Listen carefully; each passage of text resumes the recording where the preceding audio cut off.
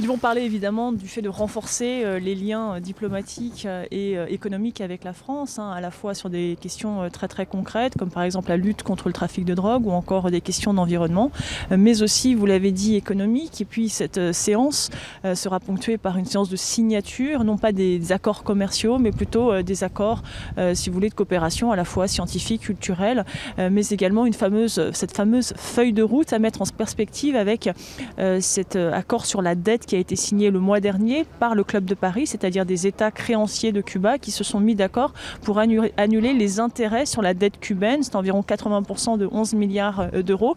Et la France a été à la manœuvre sur cette question. Et aujourd'hui, elle doit précisément négocier la dette cubaine en direct avec Cuba.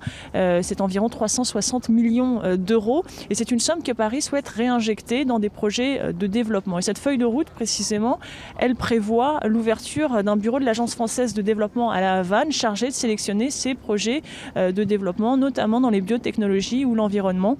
Et ici à Paris, on espère, si vous voulez, que cette aide, cette main tendue à La Havane permettra d'ouvrir le marché cubain aux entreprises françaises dans un certain nombre d'infrastructures. Vous savez, il y a 2 ans, Raúl Castro a lancé 250 projets d'infrastructures pour un montant de 15 milliards de dollars. Et c'est ce marché que les entreprises aujourd'hui visent, espèrent pouvoir tirer parti. Mais est-ce qu'elle est bien placée, la France? Est-ce qu'elle est bien positionnée pour ravir des marchés à Cuba?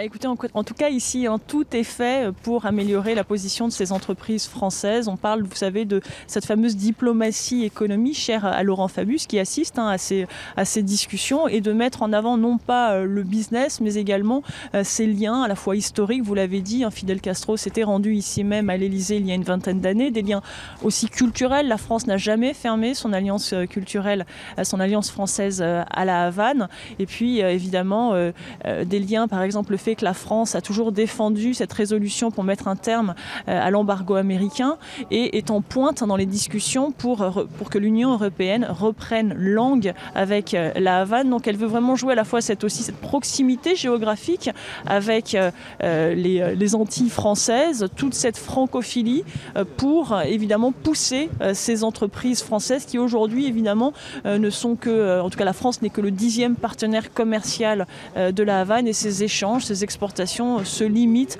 à environ 157 millions d'euros par an.